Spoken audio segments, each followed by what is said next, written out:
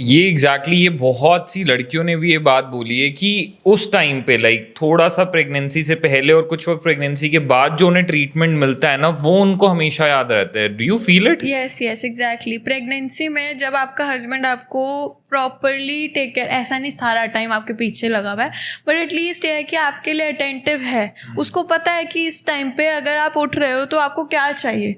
मैं कभी कभी अगर बेड से उठ रही हूँ तो रजत को पता है मुझे पानी चाहिए, बिकॉज मेरी पानी की बॉटल खाली है, अब मैं वो भरने जाऊँगी, मुझे कोई प्रॉब्लम नहीं होगी, मैं पानी की बॉटल भर के ला सकती हूँ. पर मेरा हस्बैंड एकदम अरे तू बैठ जा, पानी की बॉटल लाई, मैं लेके आता हूँ. रजत पानी की बॉटल भर के लेके आया. वो एक छोटा सा एफर्ट था उसके लिए, बट मेरे माइंड में इतना सेटिस्फाइंग था कि मैं पूरी रात आराम से सोई हूँ. यार बेसिकली होता है कि मन में ये भी तो होता है यार, सी सेक्शन वो डॉक्टर ने कहा था कि अगर स्टार्टिंग 1-2 मंथ से इन्होंने रेस्ट कर लिया तो इनको लॉन्ग टर्म में दिक्कत नहीं है. वरना सी सेक्शन लोग कहते हैं कि ना लॉन्ग टर्म में दिक्कत आती है अगर लड़की ने रिकवरी नहीं करी ढंग से. तो मेरा माइंडसेट ये था कि यार मेरी बीवी ने हमारे मतलब ठीक है उसकी भी खुशी है, बट मेरे लिए भी इतनी चीज़ें फेस करी है, तो 1-2 महीने मैंने तो सब कुछ बंद करा, अपनी सिर्फ बीवी का टेक केयर करना और है. सबसे जो क्रूशियल टाइम होता है ना, सबसे क्रूशियल जो न्यू बॉर्न बेबी होता है उस टाइम पे उसकी टेक केयर करना.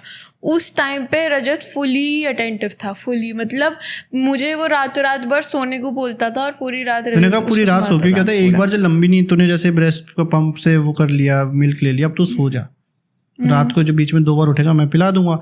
एक बार तो थोड़ा तो एक घंटा करके सो रही है और एक बार तुझे इकट्ठी 7-8 घंटे की नींद मिल जाए ना, तो वो नींद के रिप्लेसमेंट कोई नहीं हो सकता. तो मैं उसको देता, उसकी वजह से ना ये बहुत जल्दी रिकवर भी हुई इसकी बॉडी.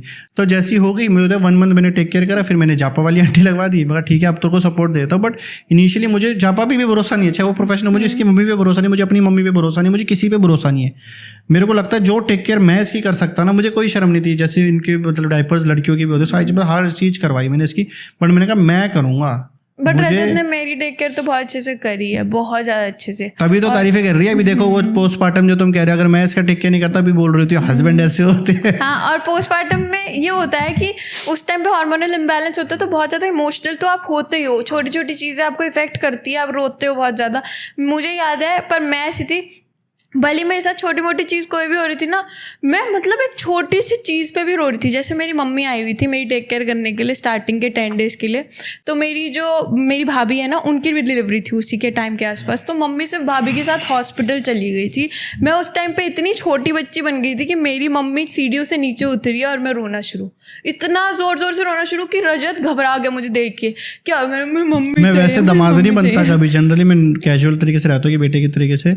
उस टाइम मैंने कहा मैं स्वाति तेरे लिए तो मैं दामाद बन जाऊंगा, कैसे हो तुमसे अपने मैं तो ताने तूने मार के रोक लेता था. बोला मम्मी तो बहुत जोर जोर से रो रहा है, आप रो रही है, आपको तो आना ही पड़ेगा. मेरे को मतलब अपनी मम्मी उस टाइम पे ऐसी चाहिए थी कि बस मेरे पास ही बैठी रहे, क्योंकि उस टाइम आप मम्मी चिपको हो जाते हो, बहुत बुरा हाल हो जाता है.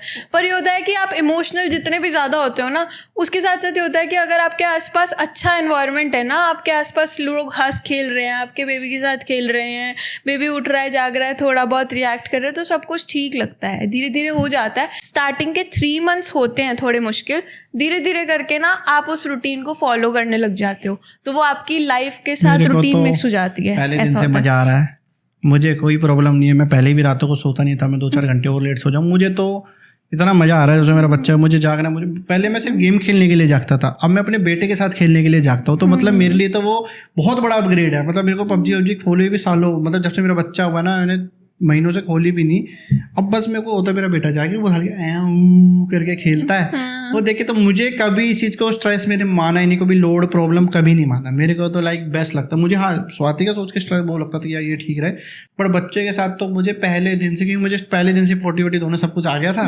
मुझे तो प्रॉब्लम नहीं. हमने तो यार अब ये थोड़ा सा लीनियंट हो गया, क्योंकि इसको पता है ना अब सब कुछ बेसिक लाइफ में आ चुका है. अब वो पॉटी करता है ना, पता क्या करता है, कमरे से बाहर भाग जाता है, वो थोड़ा सा कर देता है. मैंने कहा यार मैंने तो कुत्तों की भी पोटी उठाई है, वो भी इतनी करते हैं, क्या है ऊपर तक चल जाती है. छोटा बच्चा है, वो उल्टा टेढ़ा मेढ़ा होता है, गलती से भूख कर भी देता है तो कपड़े गंदे हो जाते हैं, पूरा गंदा, ये तो दहशत में आ जाता है, देखती भाग जाता है. भागता नहीं हूँ, पहले मैं मेड को बुलाता हूँ, नैनी को बुलाता हूँ, वो हेल्प करती है, पूरा करवाती है, हाथ पैर पकड़ लेता हूँ, वो कर देती है. जरूरी थोड़ी कि तू भी प्रेजेंट होती है, मैं भी तो करवाता हूँ, वो अलग बात है. अब जैसे उस दिन था, मेरे से नाराज़ हो गई. अब सोचो, मेरे को पता है एक टाइम के बाद ना तुम गिफ्टिंग विफ्टिंग कुछ मैटर नहीं करती. अब मुझे दिख गया ये मेरे से थोड़ी किसी बात पे चिढ़ गई है. अच्छा मैंने क्या करा, बच्चे ने पोटी करी, मैंने कहा ला मैं कर दूँ, रहने दो, अरे मैं करती हूँ. मुझे पता है वो कर तो मेरा उस टाइम तो चलेगी, लेकिन बाद में शांत हो गया. अच्छा कर रहा है। एक टाइप मदर को ना मनाने, एक गर्लफ्रेंड को मनाने के लिए तुम गिफ्ट हो सकते हो, आई लव यू भांग ड्रामेबाजी कर सकते हो, कुछ भी है। मदर होने के बाद ना तुम उसको बस ये दिखाओ, तुम उसके बच्चे की केयर करके दिखाओ एक्स्ट्रा, वो मेरा पति सबसे प्यारा, वो वैसे तो मान है। जाती है। तो मैंने अभी रिसेंटली भी दोबारा से करा तो वो खुश होगी। मैं कहा जितनी जरूरत होगी ना, ये कुछ चीज़ तो एक्सक्लूसिव होनी चाहिए ना।